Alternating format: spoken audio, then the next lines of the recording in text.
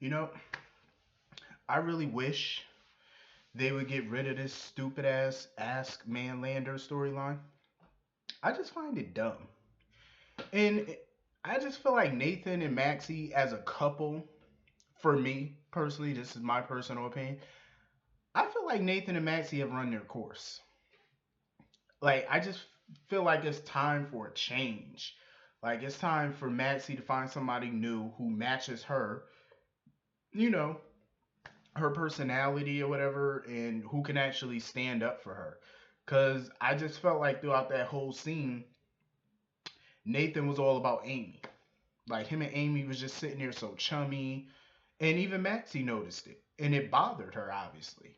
You know, like, it doesn't surprise me that she was bothered by it. You know what I'm saying? Like, her husband, all giddy and buddy buddy with this bitch who obviously don't like her. And y'all been running around lying behind her back for months. And y'all are close up on each other, looking at the computer and stuff, changing what Maxie initially wanted to do. And I can understand why Maxie felt left out because she felt like, what was the point of doing an article if she's not going to actually answer questions? The whole point was for the public to get to know the woman behind Man Landers, meaning his wife, get to know his wife. So if you're gonna have Manlanders ask Maxie questions, shouldn't the answers come from Maxie directly? I just thought that it made more sense that way. Like, why is Amy sitting there writing in the questions? I mean, I can see her writing the questions, that's cool.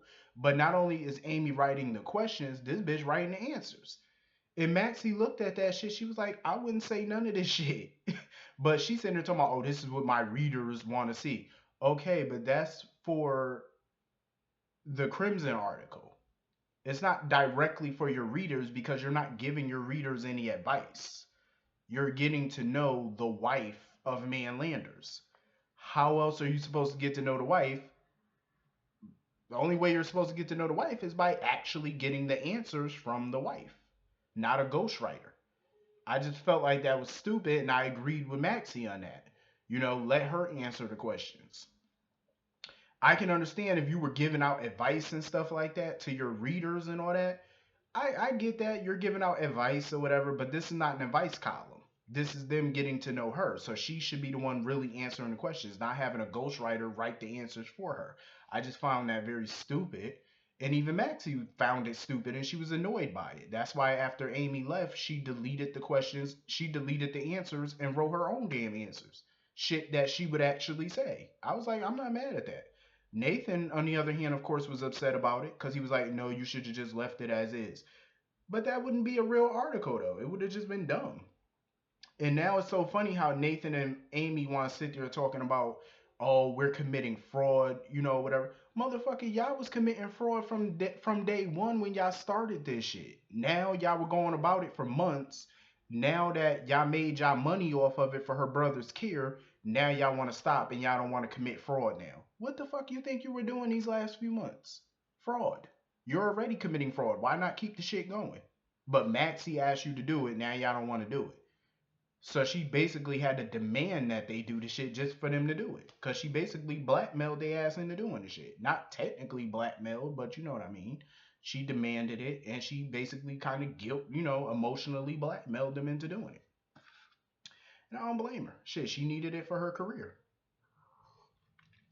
Shit, it's not right. Nathan and Amy got something out of this, but Maxie can't get nothing out of it. Shit, help her out.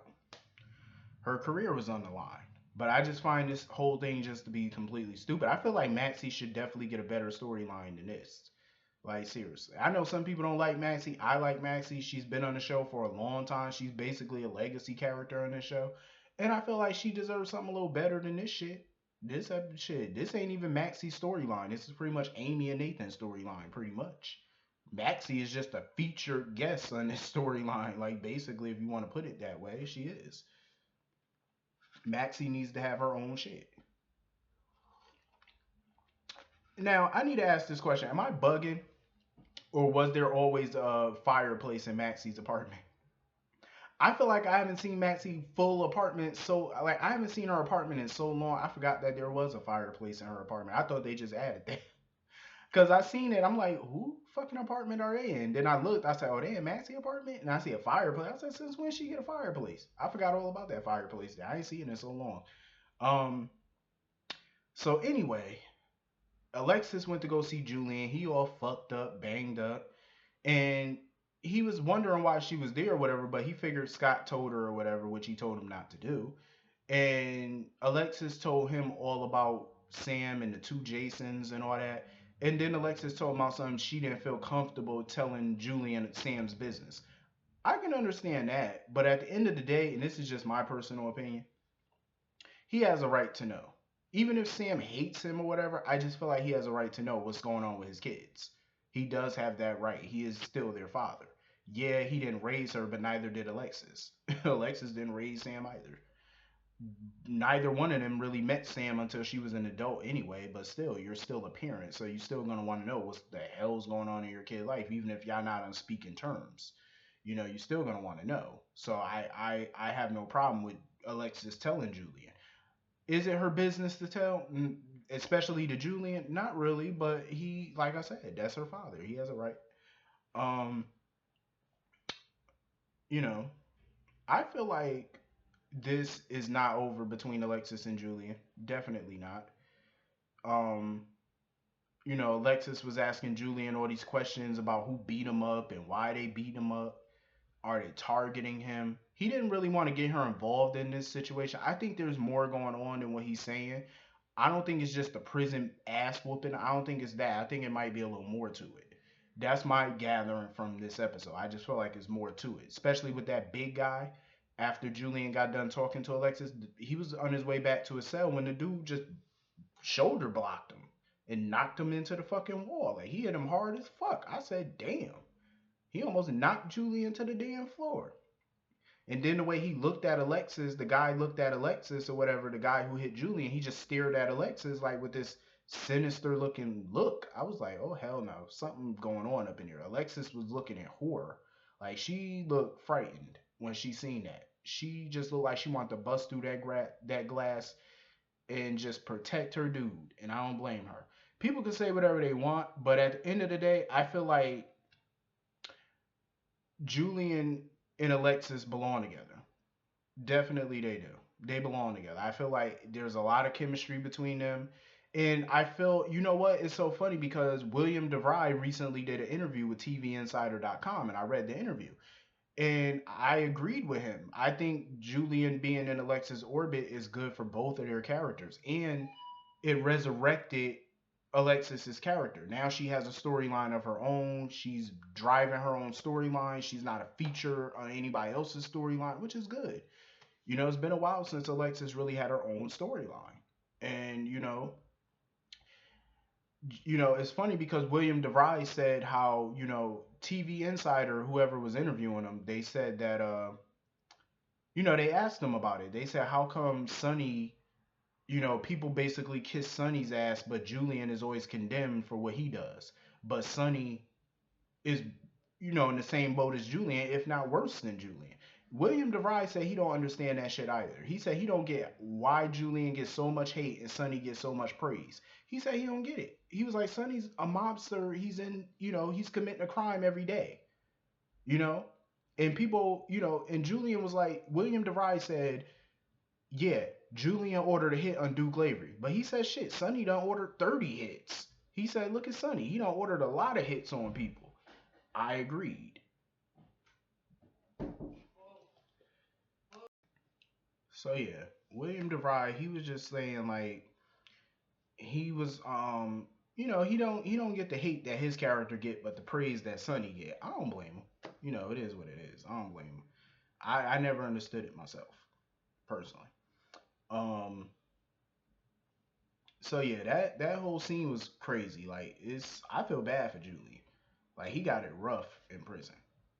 Definitely, he has it totally bad in here. Um, I don't know how they're gonna write him out of there. Maybe he got some information that can get him out. That he could tell a judge or the mayor or the governor that can get him a pardon. I don't know how he gonna get out of it. he's in a sticky situation. I don't know. He's facing like a 20-year sentence, so I don't see how he's gonna get out of there. That shit crazy though. See, that's why I could never go to prison, cause shit like that really happens in prison. I could never do it. Never. But anyway, moving on from that. Fucking Cassandra. This whole episode, I have to say, was basically Cassandra's episode. Basically. This whole thing, like pretty much almost everything that happened connected to her in this drug epidemic. Opium, whatever the fuck they call that drug. Um, Monica and Finn got a patient that came in and he OD'd off that drug. And he's having respiratory failure, and I guess he let it go untreated for days. So now he's having respiratory failure and all this. He can't even cough. Like it's basically look like it's turning into a pneumonia. And so Finn had to do tests on him. I love how Finn and Monica take their job so seriously, like how they love their job and they're so dedicated as doctors. Because when I look at the hospital scenes, it reminds me so much of like Grey's Anatomy, ER, Private Practice, all the great doctor shows. Even Chicago Med. It reminds me a lot of those doctor shows.